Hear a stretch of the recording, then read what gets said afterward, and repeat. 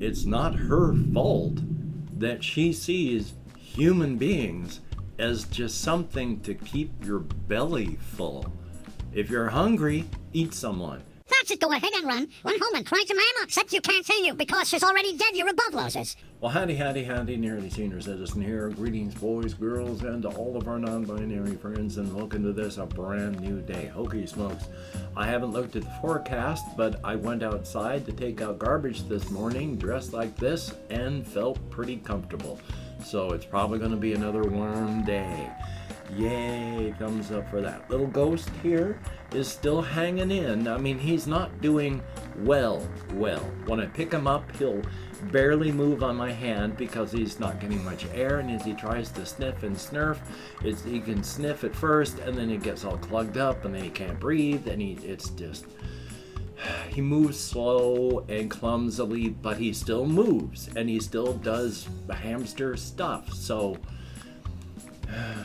And I slept, and that's good. Definitely a thumbs up on that. And hey, front-loading your videos. If you could toss me a like, that'd be cool. If you could subscribe to the channel, it'd be awesome. If you could leave me a comment, any kind of comment, even for the algorithm, that'd be double plus good. And I'd like to thank each and every one of my Patreon patrons. These literally beautiful and literally awesome people who are, in fact, literally beautiful and literally awesome. Without these people's help, I would be hosed like a Christmas monkey.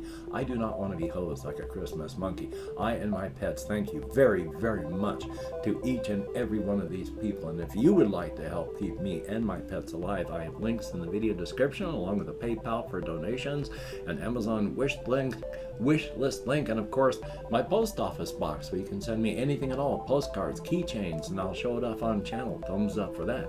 Hey, front loading of videos over. Yay! Yeah, yesterday was a day. Yesterday was a weird day too. I do not believe in supernatural stuff. It's not you don't really have a choice. You know, there's things that you believe or don't believe where there's no rational reason for it. It's like when you find stuff you like or don't like. Some of it is you don't discover it until you find it. And then you find out how you're wired. You like that thing. It's the same thing with belief in stuff like, you know, what is the word when you believe in the superstitions. And I don't have any real superstitions. I don't believe in ghosts or anything like that. And when I do see or hear stuff, I know it's extreme low frequency sound. Extreme low frequency sound can be generated by anything, passing trucks. Animals make it. If you have an air conditioning system, that can do it. An older refrigerator, that can do it. Extreme low frequency sounds give off feelings of dread and fear. You know you're being watched. And because extreme low frequency makes your eyes move, you see things. And your brain interprets these as like shadow people or something that's like a demonic presence that's coming at you. And as soon as your head or eyes move out of that field, it vanishes. So I know there's nothing really out there. Now, I have driven and I pulled up to my old house that I and my late wife had been buying, and when I parked my car, I saw the curtains in a window part, and there was a gray face with hands like this. And my first thought when I saw that was, oh my gosh, I wonder where the extreme low frequency sound's coming from. That's really cool. I just saw something. Because, yeah, I knew when I saw something that's what it was. Not that long ago, like a year or something back, I was in my bedroom late at night getting ready, and I thought to myself, gosh, what if I saw something outside the window? And I was pretty sure I did. And I had this all the hairs on my back and stuff crept up. Must have been some extreme low frequency sound giving me those feelings. At the same time, yesterday was bizarre because I kept hearing sounds of the front door opening and people coming in. And then I'd go check on it, and nothing had happened. Except one of those times I went into the kitchen and the refrigerator door was open.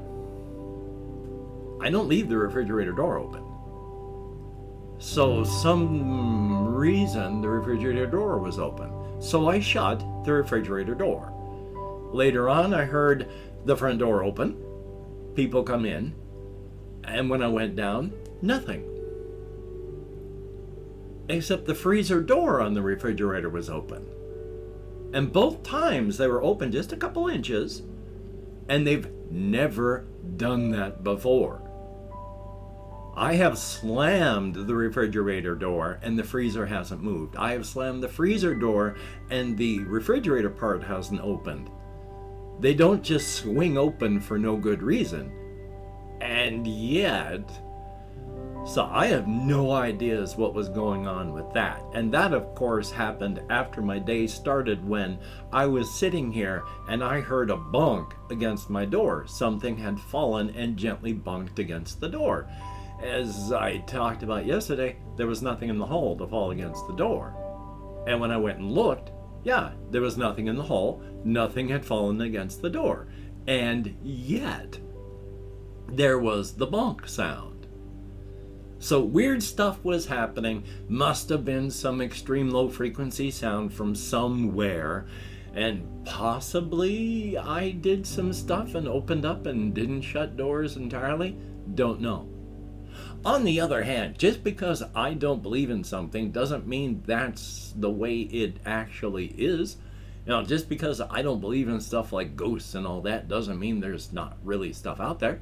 After all, if the cryptid stuff that I write about and the whole inside-outside razor's edge stuff was true, a good 98% of the people in the world have absolutely zero way of knowing that any of that stuff would be true, because we can't perceive that stuff. We cannot interact with it in any way because we don't have the proper senses for it. They're still there within the context of the story, but they walk amongst 98+% of the human population, and the human population has zero ideas that they are there. Just because they can't perceive them in the fictional setting doesn't mean they're not there. Same thing out here. We don't know everything. And in fact, we will always never know everything. It doesn't matter how much you learn, there is always more to learn. Even if you learn 99% of everything, you'll never get that final 1%. That final 1% will always get divided smaller and smaller, but never become zero. That's just the way life is. It's fun. So I have no ideas what's happened. Just because I don't believe in something doesn't mean that that's actually true. So I have no ideas. It was freaky. It was weird. I ended up the day just going, exasperated as in, what is happening? This is weird. And it was. But then I went on walkies, came back, and then the rest of the night was fine. Thumbs up. And speaking of that, yeah, I went walkies. I didn't go race walking or running like I did yesterday. But I still left at about 7:30, and I got back here closer to 9 o'clock. So I'm still race walking now, even when I feel like I'm taking my time. Thumbs up for that. I mean, even in here, I have felt the difference even years back with all the walking that I do. I'm up on the second floor of the house that we're renting, so I go up and down the stairs. I can carry a 20-pound bag of cat dirt in one hand with 2 soda bottles, 2-liter soda bottles, and some groceries in this hand, race up the stairs, come up here into this room, and my heartbeat and breathing do not change. So, good news for that.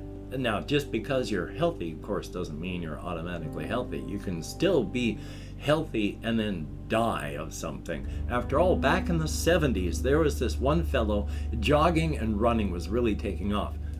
This guy had a congenital heart defect. But he kept running and running and running, and in fact had made several books about how running had cured his heart defect, because he was supposed to have died when he was young. But he was like 47 when his heart defect caused him to die. Didn't matter how healthy he was, because up until the point that he was not fine, he was fine. Yay for being organic. Now let me take a look and see if there's anything else. Oh yes, I was just reading through some of the dungeon solo rules that I have, and I am going to be working on some more house rule stuff, because the Dungeon Blitz one that I'm doing right now, you can leave the dungeon, you can heal, buy some stuff, sell some junk, go back in, continue your adventure. You do not level up until you finish the dungeon, so you just heal up and all that. In the game Note Quest, you can leave the dungeon at any time. You have to check for monsters as you travel back through the dungeon to get to a room, but you can leave at any time. I do not know what the 4 Against Darkness rules are. I have a feeling I'm going to be house ruling them so you can leave at any time. And of course, in D100 Dungeon, you're supposed to be, if you leave the dungeon, you fail the quest. This one fella did something I thought was pretty cool. He did all of his 5 training missions that you're supposed to do as a tutorial for your character, all in one big perpetual dungeon, with his house rules of you can leave, and then there's, you don't just have no penalty for coming back, check for wandering monsters, etc., but you can leave and enter without just automatically forfeiting. And yeah, when the people that make the game make their game fit like a well-tailored suit to them, it doesn't mean it's going to fit you like a well-tailored suit. So change the stuff to make it fun for you. Yay! And I just thought I'd mention that. Let me see if there's anything else that I wanted to talk about here. Oh yes, I am destroying my wrist. I have a keyboard garage that I put my keys on, on a desk type thing. It's really not a very good thing, but I got it and it works. But the front of it has a big wooden part that I have been pressing here, and I have already had carpal tunnel issues, so that's not good. I need to find a large enough book that I can tear apart and use as a raising thing to put my mouse on, so that it doesn't have, it goes big old wooden lip and then down like this where the keyboard and the mouse go. So I'm pressing this part of my wrist against the wood, and oh boy, this is really hurting because I'm trying to push this way so it doesn't just destroy the nerves. But the book thing is helping. I just got to get it to the right size, find something I don't mind destroying. Thumbs up for that. I hate destroying books. But if I take a look here on to see what else I have, there's not a whole lot of stuff. There's just a lot of little tiny bits of creative things that I wanted to talk about with my cryptid setting, maybe some inside-outside Razor's Edge stuff, if there's enough. One of the things is, let's see, yes, when I talk of cryptids like Polly, and who is one of the latest generation cryptids, and her boyfriend Jimmy, and how they go out and just do stuff, and most of the time they're fine, but they occasionally go out and hunt people and then eat them, which Jimmy needs to do as the type of dark cryptid he is. He only has to eat about 3 people a year. He's fine with that. He doesn't really want to eat more. Polly is a light cryptid, does not need to. She's hungry. She usually eats about 3 people a month. Now, she does not do this because she's cruel or a monster. The cryptids, urban cryptids, are completely unable to see normal human beings with the same empathy that they are starting to develop for their own species. It's not that they don't want to, they can't. They have the same brain structure as we do, the human types, but they are simply unable to do this because they are not guided by natural selection or forces. They react and change according to our hopes and fears, our dreams, our nightmares, our best and our worst. And as our fears change and evolve, so too are they, which is why right now, in the past 200 years, and especially right now, they are just being whipsawed wildly. They have spent hundreds of thousands of years essentially living little better than animals and being happy with it. In the past 200 years, with developing human fears, they have started gathering in the human cities. The urban cryptids, they are being changed. Right now, one of the reasons that there are new cryptids like Polly who are starting to reach across from light cryptid to dark cryptid, where she and Jamie are in actual love. This has not happened before. They are being whipsawed and changed so quickly, parts of it because of evolving human fears. One of the reasons there's so much cryptid on cryptid trauma and violence right now was from a fear that we had as human beings for more than 200 and some odd years. These fears are evolving. Because of that, there is still some slow genetic inertia, and there's going to still be cryptid on cryptid violence and trauma, but at the same time, you're having 40-year-old cryptids like Lynn Tanner, an urban legend, wandering stranger, serial killer type of cryptid, who now at almost 40 is starting to feel just horrible regret over the fact that over the past 40 years he has eaten over 25 cryptids, even one just last month when he ate a plant type girl, and he enjoyed it. But now he's really hurting because of that. And especially his type of cryptid and another type of cryptid who weren't supposed to be able to develop friendships as like people do, they did. And now Tanner is in horrible mourning because his friend died, and he's trying to deal with this. So cryptids, even the older ones, their genes are starting to express, and the younger cryptids like Polly, they are being totally socially aware and social advocates for change. She is pushing hard to stop cryptid on cryptid trauma. She's not a bad person. It's not her fault that she sees human beings as just something to keep your belly full. If you're hungry, eat someone. If you're depressed, just eat someone. If you're not feeling good, eat someone. If you can't sleep, eat someone. If you're sleeping too much, just eat someone. Just put a human being in your belly. You won't regret it. That's what they're for. But she's not come to that decision on her own. Cryptids can't change on their own. They develop because of us. So things are changing quickly, but not because of anything they want to do. And of course, human-type cryptids like Polly and her parents, Clausy and Alan and their parents, human-type cryptids, which 90% of urban cryptids are, with the remaining 10% being a mix of humanoid and non-human types. But if you were just next to, like Polly, you would not be able to tell she was a cryptid if you could detect her and interact with her. She does not appear non-human in any way. Her teeth look too perfect. And if you took a look, if she like showed you the inside of her mouth, you'd see that all of her teeth were like bovine herbivore teeth. Even everything that looks human like these would still be flat for chewing plants.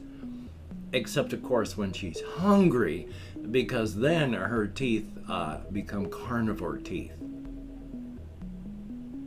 And of course, I've opened up 24 hours worth of comments in my community tab. I'm going to go through and thank however many people have left me comments in the past 24 hours. If I mispronounce a username, no disrespect is intended, and even though I count in American Sign Language, well.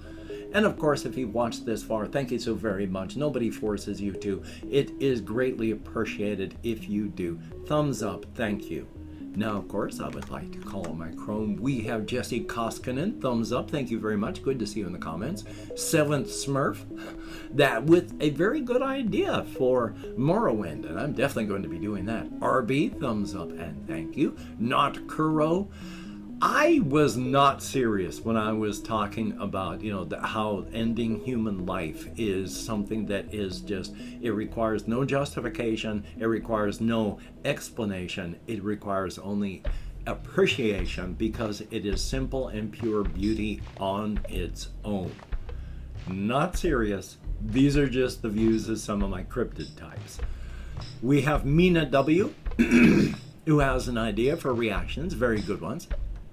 Chris, thumbs up, thank you. And Ghost isn't doing better, but at least he's not getting worse. And thumbs up, thank you very much on everything. RJ Mitchell, greatly appreciated. I hope he keeps getting better. I hope I just don't want him to get worse. And Wumbo, thumbs up, thank you very, very much. And a good idea. If I can ever afford to get weights, that's a good idea. Ben B, thumbs up and thank you. There's Chillin' with Comfort, greatly appreciated. And that is it. 10 people who left me comments in the past 24 hours. Thumbs up, you get me out of my head, into the world, dealing with real people, and that is appreciated, even if it's only text and for a short period of time. Thumbs up for that. I still have to call my genetic father today. Hopefully I'll get that done. I got some other phone calls I'd like to get done. I need to call the VA. They called me for some reason, so Joy? They are so antiquated and behind the times, it's ridiculous. So I have no idea who called me. I just know the VA called. Yay. Hopefully you can get done the things that you want to get done. That'd be cool. And of course, with the things going the way they're going, please take as much care as you can. Appropriate for your situation and your location. And of course, be careful. Out there is a bus with your name on it. Don't get smeared by the bus. Even though if your number comes up, you're gonna get smeared by the bus. So, until we meet again, you take care. Have a great day today. I will see you on the flip side, and that is a very good thing.